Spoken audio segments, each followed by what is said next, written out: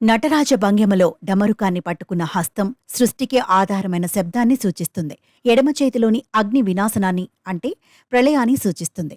ఆ రెండు చేతులు ఒకే రీతిగా ఉండడం ఈ ప్రపంచంలో సృష్టి వినాశాలు ఎప్పుడూ సమానంగా కొనసాగుతాయని తెలుపుతుంది.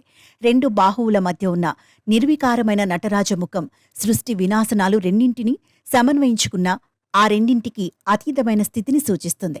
నటరాజు కుడి పక్కన ఉన్న రెండో బాహువు అభయముద్ర ద్వారా స్థితి, పాలనను సూచిస్తుంది.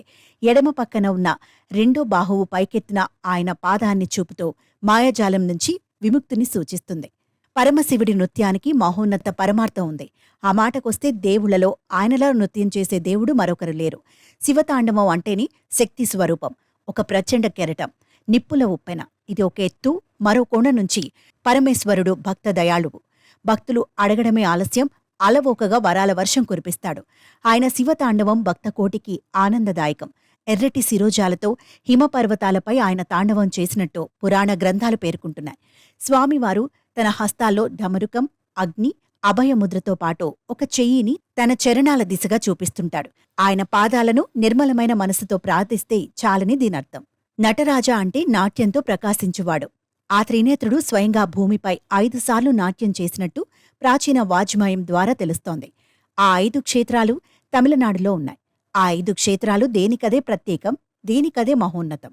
చెన్నై సమీపంలోని తిరువళన్గఢ్లోని వాద ఆరణ్యేశ్వర్ ఆలయంలోని కాశీ తాండవం, చిదంబరంలోని నటరాజ ఆలయంలో ఆనంద తాండవం. అది చూస్తేనే ఒళ్ళు పులకిస్తుంది. మదురైలోని మీనాక్షి అమ్మవారి ఆలయంలో సంధ్యాతాండవం. ఆ తాండవం వెనుక సృష్టి ఘోష వినిపిస్తోంది. అది చూస్తే చాలు శక్తి ఉప్పొంగుతుంది. తిరునల్వేలిలోని నల్లై అప్పార్ ఆలయంలోని ముని తాండవం.